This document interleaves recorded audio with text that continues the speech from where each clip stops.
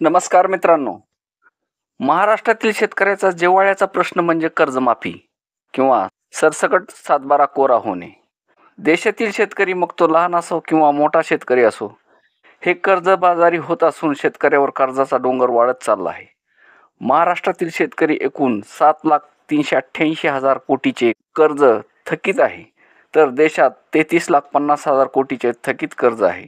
यामध्ये सर्वाधिक कर्ज हे महाराष्ट्रातील शेतकऱ्याकडे थकलेले आहे.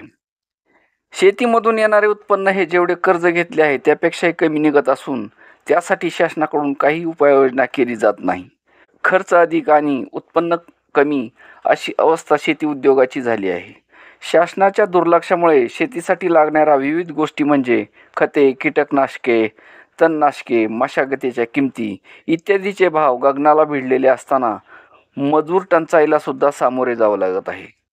उत्पादनाच्या आणि खर्चाच्या पटीत कोणत्याही पिकाला हमीभाव मिळत नाही. त्यामुळे कर्जबाजारी शेतकऱ्यात महाराष्ट्र देशात नंबर 1ला पोचला आहे. शेतकऱ्यांना आधुनिक तंत्रज्ञानाचा अभाव आहे असे सांगितले जाते, पण प्रत्यक्षात शेती करताना आधुनिक तंत्रज्ञान वापरण्याइतपत शेतकऱ्याची पत राहिली आहे का, हे मात्र शासन पाहत नाही. निवडणुकीपूर्वी शेतकऱ्याचा सातबारा कोरा होणार, सरसकट कर्जमाफी देणार अशा घोषणा देऊन शेतकऱ्याकडून मते घेतली, सत्ता काबीज केली. पण आता कर्जमाफीविषयी राजकारणी काहीच बोलत नाही. फक्त म्हणतात ज्या घोषणा केल्या त्या पूर्ण करू, पण कधी करणार हे सांगत नाहीत. याआधीही महाराष्ट्रातील शेतकऱ्यांना 2 वेळा कर्जमाफी केली होती, तरी सुद्धा शेतकरी कर्जाचा डोंगर घेऊन जगत आहेत. यावर काहीतरी उपाययोजना सरकारला करावीच लागेल.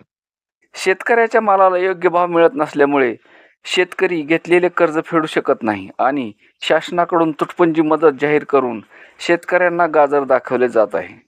शासनाने दिलेल्या शब्दाला जगून ताबडतोब कर्जमाफी जाहीर करून नवीन कर्ज मार्च अखेरपर्यंत शेतकऱ्यांना दिले गेले पाहिजे, तरच तो शेतकरी मुख्य प्रवाहात येईल. कर्जमाफी हा मुख्य विषय असला तरी शासन त्याला बगल देत रोज नवनवीन विषय रंगवून शेतकऱ्याचे लक्ष या प्रश्नाकडून बाजूला करण्यास यशस्वी होत आहे. शेतकऱ्यांनी सुद्धा आता कर्ज भरणा बंद केला आहे. आता कर्जमाफी देण्याशिवाय शासनाला पर्याय नसल्यामुळे विविध योजनांना कात्री लावण्याचे काम शासनाकडून सुरू झालेले आहे. धन्यवाद.